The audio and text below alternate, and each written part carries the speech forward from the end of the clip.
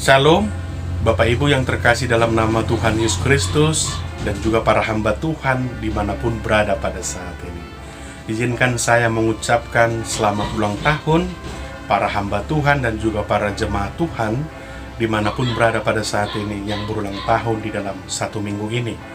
Biarlah Tuhan Yesus selalu memberkati kita, menyertai kita dalam setiap pelayanan kita dan dalam setiap pekerjaan kita. Jikalaupun ada yang sakit, kiranya Tuhan Yesus memberikan kekuatan dan kesembuhan. Diberkatilah obat, makanan, dan minuman. Sebelum kita mendengarkan firman Tuhan, baiklah kita bersatu dalam doa. Damai sejahtera Allah Bapa yang melampaui segala akal, kiranya memelihara hati dan pikiran musuh kalian dalam Kristus Yesus Tuhan kita. Amin. Bapak Ibu yang terkasih dan juga para hamba Tuhan, firman Tuhan yang ingin menyertai kita di hari Minggu tanggal 28 Agustus 2022 diambil dari Matius pasal 16 ayat 21 sampai 28. Saya bacakan untuk kita. Pemberitahuan pertama tentang penderitaan Yesus dan syarat-syarat mengikut Dia. Sejak waktu itu Yesus mulai menyatakan kepada murid-muridnya bahwa Ia harus pergi ke Yerusalem dan menanggung banyak penderitaan dari pihak tua-tua, imam-imam kepala, dan ahli-ahli Taurat, lalu dibunuh dan dibangkitkan pada hari ketiga. Tetapi Petrus menarik Yesus ke samping dan menegur Dia.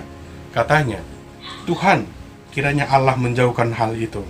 Hal itu sekali-sekali tak akan menimpa Engkau."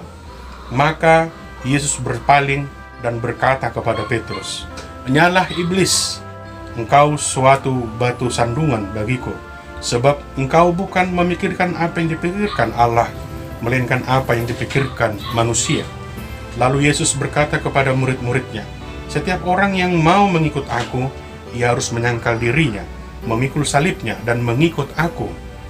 Karena barang siapa mau menyelamatkan nyawanya, ia akan kehilangan nyawanya. Tetapi barang siapa kehilangan nyawanya karena aku, ia akan memperolehnya. Apa gunanya seorang memperoleh seluruh dunia tetapi kehilangan nyawanya? Dan apakah yang dapat diberikannya sebagai ganti nyawanya? Sebab anak manusia akan datang dalam kemuliaan Bapanya diiringi malaikat-malaikatnya. Pada waktu itu ia akan membalas setiap orang menurut perbuatannya. Aku berkata kepadamu, sesungguhnya di antara orang yang hadir di sini ada yang tidak akan mati sebelum mereka melihat Anak Manusia datang sebagai Raja dalam kerajaannya." Demikian pembacaan firman Tuhan. Menyangkal diri, memikul salib, dan mengikut Yesus. Bapak Ibu yang terkasih, hidup untuk memuliakan Tuhan Allah. Inilah tujuan hidup dan tujuan manusia tersebut diciptakan. Hidup untuk memuliakan Allah. Inilah tujuan hidup dan tujuan manusia tersebut diciptakan. Akan tetapi banyak sekarang manusia tersebut lebih memuliakan dan bahkan menyembah yang dia cari, yang dia dapatkan, bahkan dunia ini, bahkan bersifat hedonis, bahwa dunia ini dapat memberikan kesenangan, bahwa yang dia cari dapat memberikan kesenangan, bahwa yang dia dapatkan akan memberikan kesehatan dan kesenangan. Padahal dia tidak menyadari apa yang dia dapatkan tersebut, apa yang dia punya tersebut, semuanya adalah merupakan pemberian dari Tuhan Allah, tidak dari dunia ini, bukan dari pikirannya, bukan dari kekuatannya, bukan karena kepintarannya, akan tetapi pemberian dari Tuhan Allah. Jika hidup kita untuk memuliakan Allah, maka harus, tadi dikatakan, menyangkal diri, memikul salib, dan mengikut Yesus. Jika hidup kita untuk memuliakan Allah, maka harus mau menyangkal diri, memikul salib, mengikut Yesus. Tidak hanya sebatas agar bisa enak didengar, seperti perkataan Petrus tadi kepada Yesus. Engkau tidak akan mengalami itu, Tuhan. Engkau tidak akan mengalami itu, guru, karena engkau adalah merupakan anak Allah. Itu yang ingin dikatakan oleh Petrus. Tidak. Kalau kita ingin memuliakan Allah, maka kita harus mampu dan sanggup menyangkal diri, yaitu meninggalkan atau mengabaikan keinginan maupun kesenangan diri kita. Ini yang sering sekali membuat kita menjadi orang Kristen yang jauh dari berkat, jauh dari pandangan Allah, jauh dari penyertaan Allah. Karena kenapa?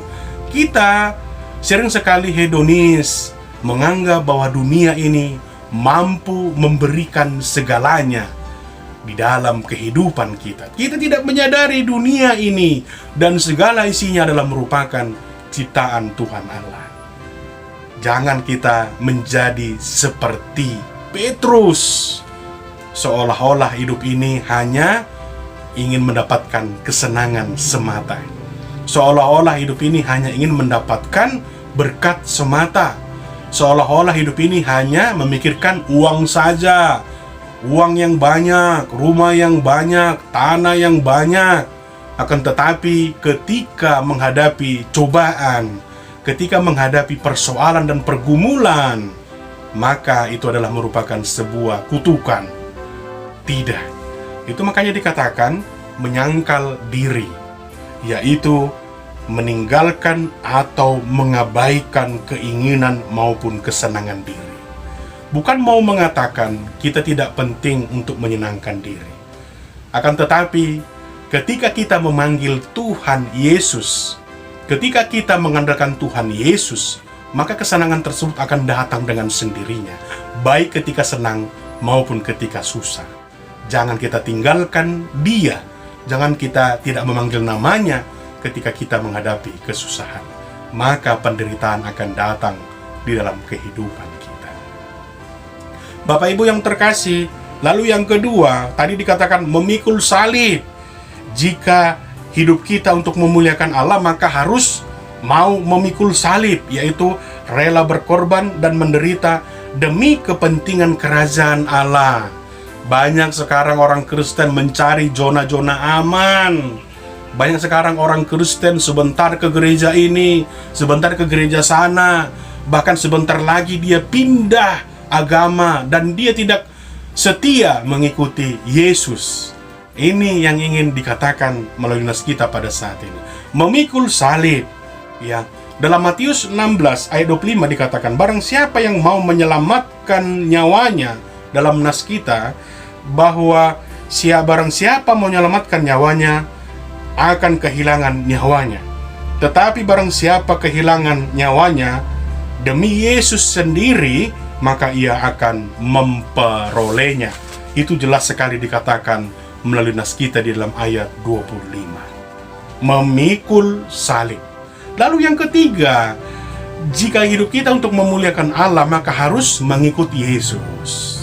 Ini yang sangat penting, Bapak Ibu yang terkasih. Omong kosong kita berbicara tentang surga kalau kita tidak pernah berdoa. Tidak akan mungkin. Omong kosong kita berbicara surga jika kita tidak melakukan yang baik.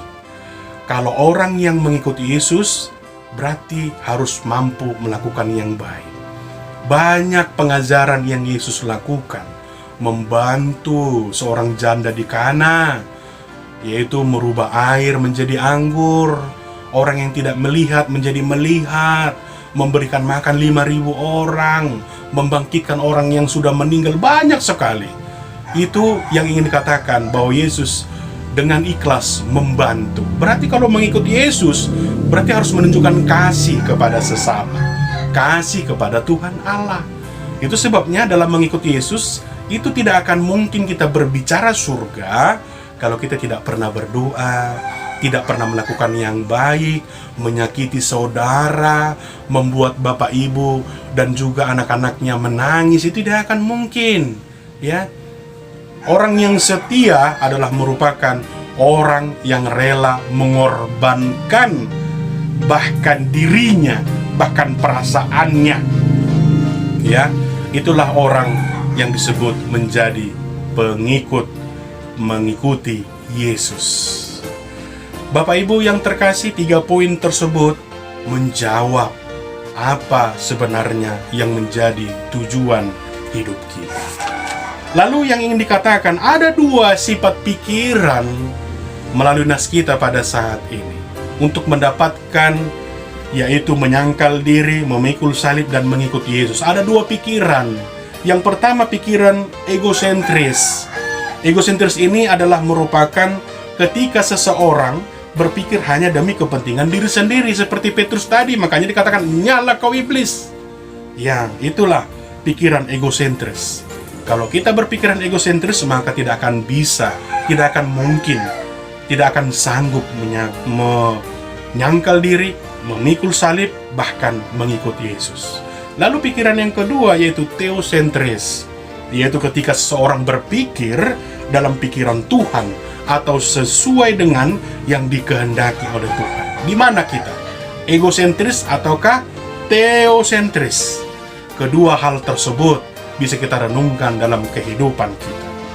Kalau kita berpikir teosentris, maka akan terjadilah seperti topik minggu kita pada saat ini. Kalau kita berpikiran teosentris, maka akan terwujudlah yang menjadi topik minggu kita pada saat ini. Apa itu? Mampu menyangkal diri, memikul salib, dan mengikut Yesus. Yesus datang ke dunia, dipersiapkan Allah untuk memberikan keselamatan bagi orang-orang yang percaya. Yesus datang ke dunia untuk mencari orang-orang berdosa, agar mau meninggalkan jalannya yang lama dan penuh dengan dosa, agar mau kembali dan mengikut Yesus.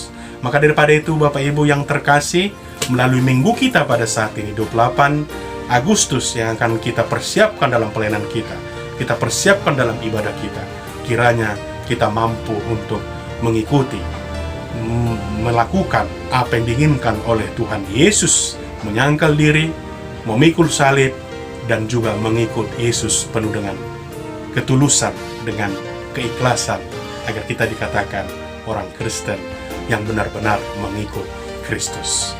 Kiranya Tuhan Yesus memberkati dan menyertai kita. Shalom.